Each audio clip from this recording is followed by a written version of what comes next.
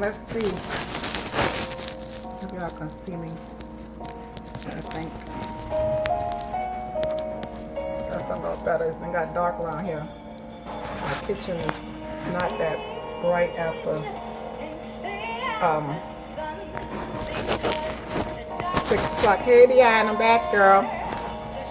I'm trying to get together, but I see I'm having some problems with my lighting. But I wanted to talk to everybody about Gumbo after seeing all of these Gumbo pics and stuff. I don't know what they're doing out there, but so far I've seen a couple of good Gumbo looking, kind of good looking Gumbos out there, and I actually shared those Gumbos that I thought was worth my taste buds, and to scout them out and to figure out how I can get me some. But I seen some stuff with eggs and corn and a whole bunch of stuff, so I don't know what's going on out there in the world outside of New Orleans and Louisiana, and I'll give Mississippi some credits for the gumbo. But first of all, Dion, let me know if you can hear me well, because I got my Kia playing in the background. So let me give a shout out to my cousin. I'm playing my cousin, my Kia Jovan 16 shots right now. So if you don't have it, she's a New Orleans artist. She's past up and coming, but she is my cousin, my Kia, and right now I'm playing 16 shots, and it's about the backdrop of New Orleans and racism with the police and whatnot. But make sure you go, if not, just go on YouTube and listen to her album. If you don't want to buy it just without listening to it, I would suggest that you at least go on YouTube and listen to it and hear. She plays at the Blue Nile on Sundays and also at the 360 in Frenchman, on Frenchman Street, as well as she was featured in the Girls Trip in New Orleans. She's doing a lot of stuff, so check my Kia out. But I wanted to share with you guys, I have to get this right, what Gumbo is not. So I wrote a little list right here to say what Gumbo is not. It's not a stew. No, it's not a stew. It's not a soup. It's not a succotash. It's not a hot dish. Gumbo is gumbo. Hey, can you be quiet? I did not invite you to my kitchen. Okay, so let's get back to that. I have some other little house guests. It could be me and my sister right now. I hope everything is going well over there in Minnesota. But I always give them the screen. I'm gonna get this together eventually. That's the screen. That was the screen. So what exactly is gumbo? Keena told me I looked a little dark right here, but it don't matter to me. But gumbo, the historians believe, well, since we know the gumbo originated down here in New Orleans, and as you know, New Orleans is a big pot of gumbo itself. We are filled with many cultures, and the origins of gumbo is kind of scattered out there, because we have, as we know, we have Africans, the slaves who were brought over here, and they brought the okra stew, as well as we have German, Spanish, and of course the Indian. So and here comes Naya, and I ask you to not do that. Go ahead, I'm serious. I'm serious this time. I'm very serious. I'm very serious this time, because I'm doing something. I'm sorry for that. But excuse me. Go right now. I'm not playing with you. It's not quick. I'm serious.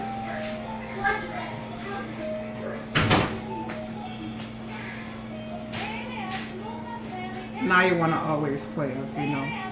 But as I say, gumbo. What gumbo is?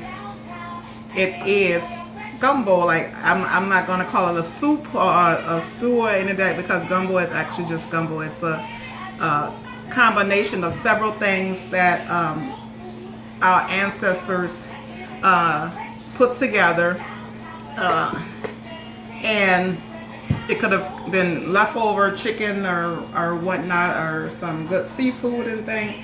But the base of gumbo, what makes gumbo, the gumbo is the thickening unit, which is known as a roux. Some people use okra and of course filet. Myself, I use all three, and I am kind of upset for being back in the kitchen. As you guys know, I am done with cooking. I would have rather somebody bring me some gumbo, or I go out and eat some and try a whole bunch of gumbos. I went to the actual gumbo festival. I was actually kind of disappointed because they offered like gumbo, what was that, crocodile sausage gumbo and peasant gumbo and stuff like that. But the original New Orleans gumbo, you know, it comes with a root. And so I'm going to tell you what I put in my gumbo, because I decided that I will make a gumbo after watching and seeing all the gumbos out there. So I have no choice but to be back in the kitchen and do this for my family. Sorry I cannot place an order with the person who I thought I was going to order the gumbo from, but I have to do this for myself so I can show you guys how to properly make a gumbo. But right now I'm going to show you the things I use in my gumbo and what us traditional New Orleans natives use in our gumbo. So let's start. So here you go. I have me some, well, I'll have other.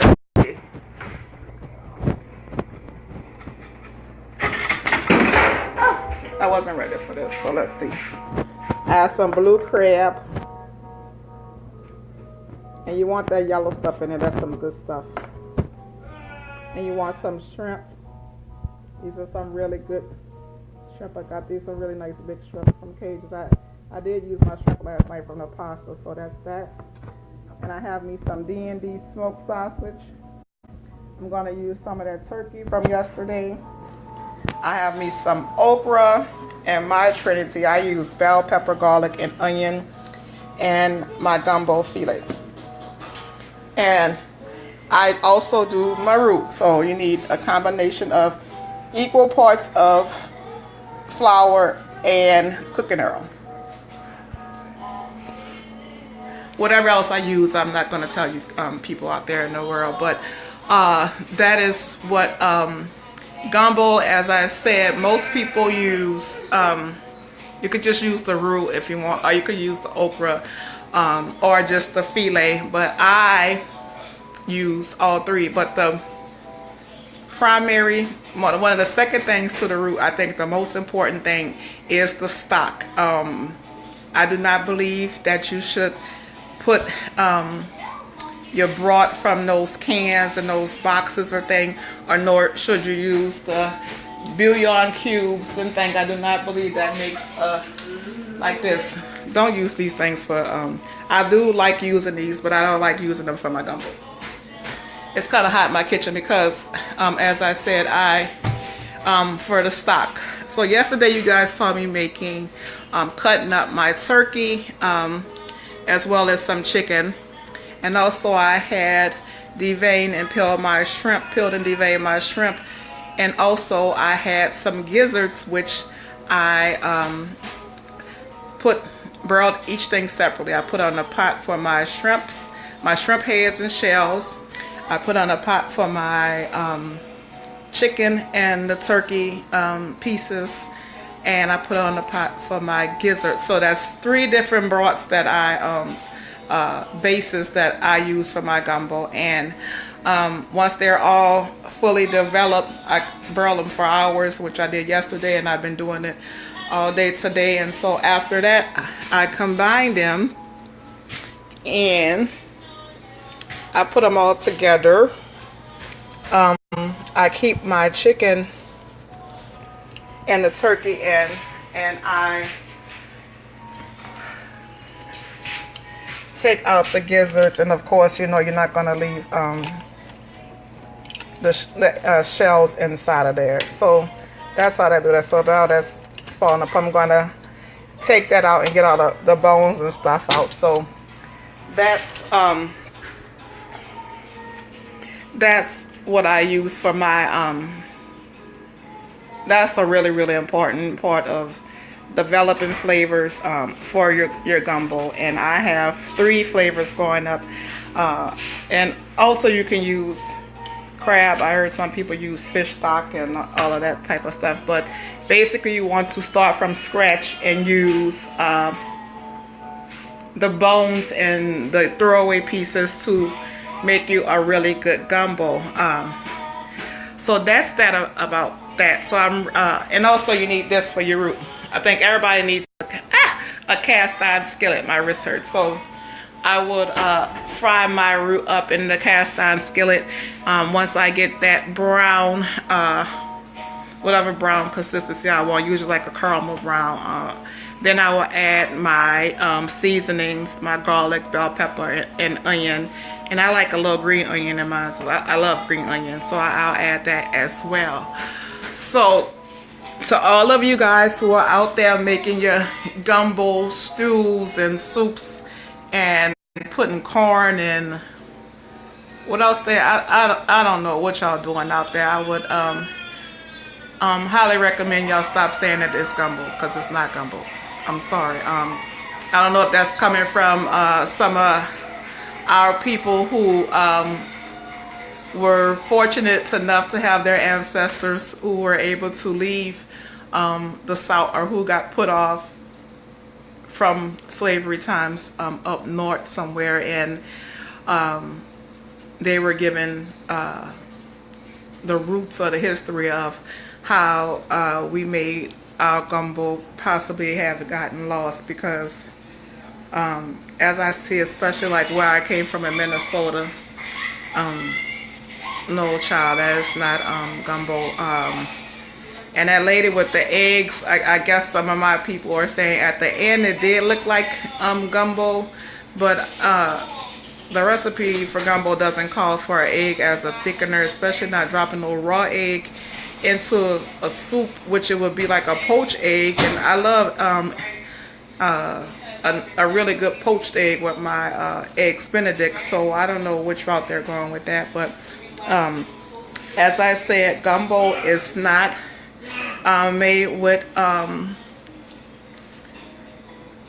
the only vegetable that really, you can put some tomatoes in it as well if you want to, but it's basically the vegetables are the seasoning and the okra and possibly the tomatoes. So I don't know what the rest of that stuff is you guys got going on out there, but I recommend you guys picking up a recipe book. I have my recipe. Let me show you my recipe book. So as y'all know, I'm a big The Princess and the Frog lover. I love Tiana. At one time I think I was probably Tiana. I love the story. My sister brought me this for my birthday. I didn't already buy me this book. Who bought me this book? Oh, my sister. I'm sorry, Dion. I think it already brought me something from the video. But Princess and the Frog does have a gumbo, and I wouldn't never it's kind of, let's see this gumbo recipe.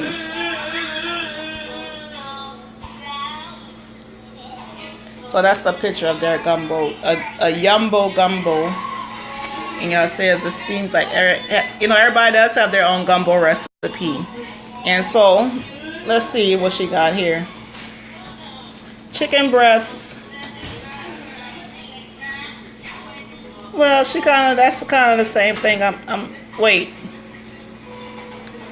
No all beef wieners. See, that's where you go wrong and mess up stuff from. See how they put that? I'm at the right to Disney and whoever wrote this cookbook and tell them that's why I never saw this thing. Paprika, I don't know about that, but what you doing putting some wieners, all beef wieners in the gumbos? They threw me off with that. Let's see, I think I have quite a few cookbooks. Well, that's more than what I have, but this is one of my favorite, my Mama Dips cookbook. She's from Mississippi. And so let's see what she has for a gumbo. Let's see what she has for a gumbo.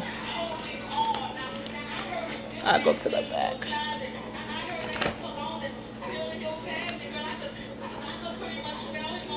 Well, she doesn't have a gumbo recipe. She doesn't have a gumbo recipe, y'all. So, that's it. That wiener stuff, that's out. So, what I'm also going to do tonight is that I'm going to make my grandpa's famous coconut pie, and I'm going to use a real coconut. I know if y'all hear that. And I'm going to use the coconut milk or juices from it. I know a lot of you seen a coconut being cracked, like just cracked and whatnot. So I'm going to actually show you guys what those little holes are for getting the juice out without losing it. And also I got my pecans, my baby girl, as you saw, I had Naya had opened my pecans up yesterday. So I'm going to make some pecan candy. I had a big old menu for Christmas, but over the course of this week I will be in my kitchen cooking and things. I really thought my Auntie Lorraine was going to help me with the gumbo, so it wasn't really like that wasn't on my to-do list. But since you guys forced me to, and now I can't order Shamika's, I believe that's her name. She's in Hammond or something like that. But she has a really good gumbo recipe as well. So if you're outside of New Orleans or Louisiana and parts of Mississippi, I highly recommend that you do some research on your gumbo recipes and history, so that you can give your family a good and delicious meal. And as I said, this is going to be far and in between that you guys see me back in the kitchen. I worked in the kitchen for many years, so this is a rarity for me, but I look forward to sharing with you guys in the near future, and I thank you all for your support. But don't eat no gumbo that's not gumbo. Let me see what this is, but I'll talk to you guys later.